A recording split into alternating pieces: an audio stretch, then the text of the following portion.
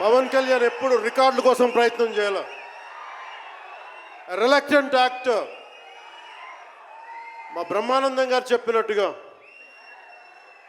నేనేం కోరుకోలే, నేను ఒక యాక్టర్ అవ్వాలని కోరుకోలే, సగటు మనిషిగా బతుకుదామన్న ఒక్క ఆలోచన తప్ప నాలో ఏం లేదు. అలాంటిది నేను పొద్దున ప్రెస్ మీట్లో రత్నం గారి గురించి మాట్లాడాను. ఇప్పుడు మీకోసమే మాట్లాడతాను, నా అభిమానుల కోసం. ఈరోజు నేను ఇక్కడ నిల్చున్నాను, పడి లేచాను, పడుతూనే ఉన్నాను, లేస్తూనే ఉన్నాను. దానికి కారణం ఒకరే, మీరే.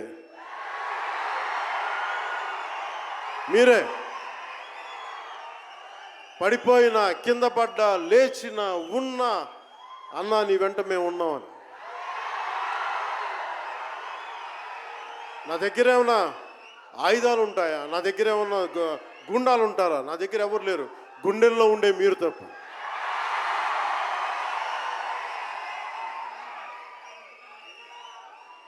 దాదాపు నేను 96లో నా మొదటి సినిమా అక్కడమ్మ ఇక్కడబ్బాయి.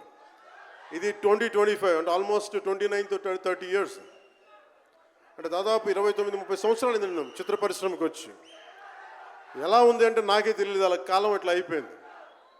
కానీ కొంత వయసు పెరిగిందేమో, కానీ గుండెల్లో చావు ఇంకా చావాలి, బతికాం. ఇక్కడే సభలో సర్దార్ గబ్బర్ సింగ్ సినిమాకి మహబూబ్ నగర్ నుంచి వచ్చిన ఒక యువకుడి గురించి చెప్పాను, మన అభిమానుల్లో ఒకటి గురించి చెప్పాను. అన్న నువ్వేమి ఇవ్వదు, ఒక హిట్ ఇవ్వన్నా చాలని.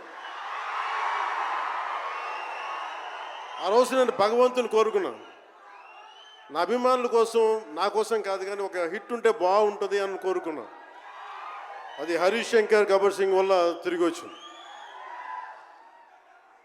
కానీ ఈ సినిమా చాలా డిఫికల్ట్ టైమ్స్లో చేశాను. ఇది సినిమాల మీద టెక్నీషియన్గా నేను ఉండి ఒక్క నిమిషం సినిమాలు కష్టంగా ఉండి, ఒక సినిమా చేయడం ఎంత కష్టమో, సినిమా చేయడం చాలా చాలా కష్టం.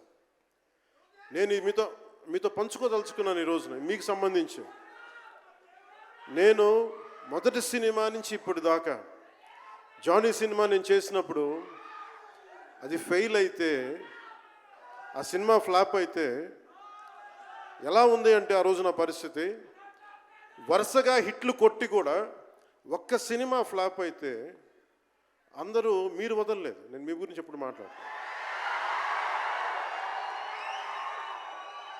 అంటే ధనం మూలం మిదం జగత్ అంటాం. అంటే అన్ని బంధాలు, కార్ల్ మార్క్స్ చెప్పిన అన్ని బంధాలు ఆర్థిక బంధాలని సినిమా పరిశ్రమలో మరింత బలంగా తెలుస్తాయి. నా రెమ్యునరేషన్ ఇచ్చేసాను అని నా దగ్గర అంతమించి డబ్బులు లేవు. కానీ ఆ రోజు నుంచి ఈ రోజు దాకా ఒకటైతే మార్పు జరిగింది.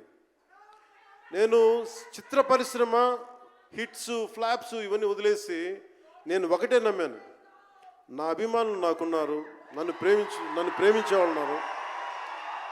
డబ్బుకి ఎప్పుడు నేను ప్రాధాన్యత ఇవ్వను. నేను ఇచ్చింది బంధాలకు ప్రాముఖ్యత ఇచ్చాను. మనిషి నుంచి మనిషి బంధం. నా గుండె నుంచి మీ గుండెకి 2 గుండెల దూరం అంతే. నేను ఏమి కోరుకోలే, చాలా కష్టాల్లో ఈ సినిమా చేశాం.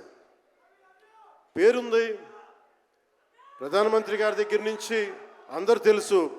కానీ దానివల్ల డబ్బులు రావు. మనకి డబ్బులు వచ్చే సినిమానే రావాలి.